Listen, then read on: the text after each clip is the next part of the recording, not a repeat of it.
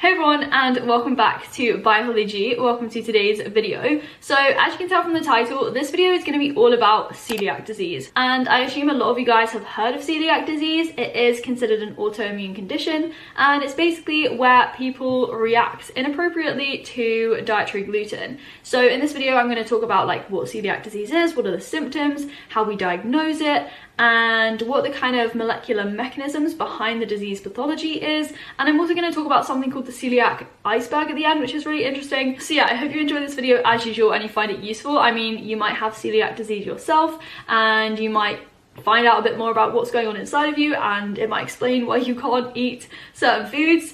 And so yeah, as usual, give this video a thumbs up if you enjoy it. Comment down below if you have any questions or video ideas, and if you're new around here and you want to stick around for more biology content with ByHollyG, definitely subscribe and hit the bell so you know when I upload. Timestamps as always will be in the description box. But yeah, without me waffling and making this intro too long, we will dive straight into the video. So the first question we're going to answer is, what is celiac disease?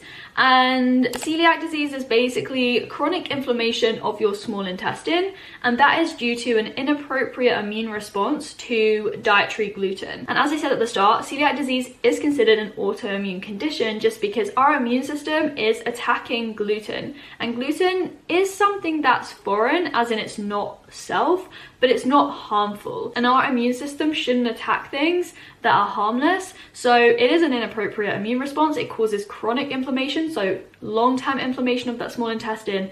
And the symptoms of celiac disease are as a result of poor nutrient absorption because of all of this inflammation in your small intestine, which is where the majority of our nutrients and the breakdown products from digestion are absorbed into the bloodstream. So you'll have gastrointestinal symptoms, GI symptoms, and those include bloating, diarrhea, and vomiting. But you also have non-GI, so non-gastrointestinal symptoms, and they include delayed puberty, anemia, skin conditions and skin problems. And within the small intestine, there are normally three key features that we will see in those who have celiac disease. The first is atrophy, which means degeneration. And then the second is flattened villi. So in the small intestinal wall is folded into loads of villi. And that is just to increase the surface area to maximize the rate of absorption, and those villi are flattened in those who have celiac disease. And then thirdly, you'll see hyperplasia, which means increased cell division or cell proliferation. So we have more cells and they're dividing more rapidly and more than normal just because they're trying to undergo repair. So as I said, those are three kind of key characteristics of someone's small intestine if they have celiac disease. So the next question is, what is gluten? Because as I said, celiac disease is ultimately caused by someone consuming gluten.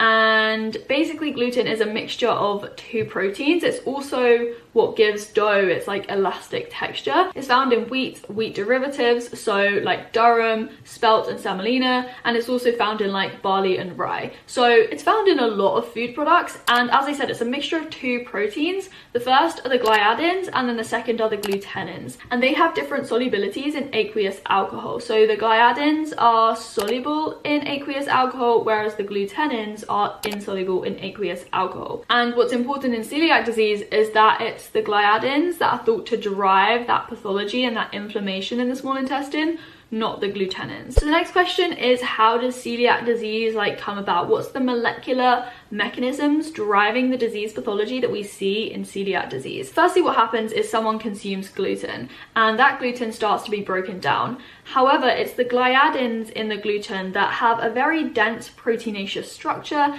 and they have a low surface area to volume ratio, and that kind of hinders their digestion and its breakdown. And proteins, when they get broken down, they are digested into amino acids. They can sometimes be broken down into single amino acid units or small peptide chains, but because these gliadins are quite difficult to break down, as I said, they are only broken down into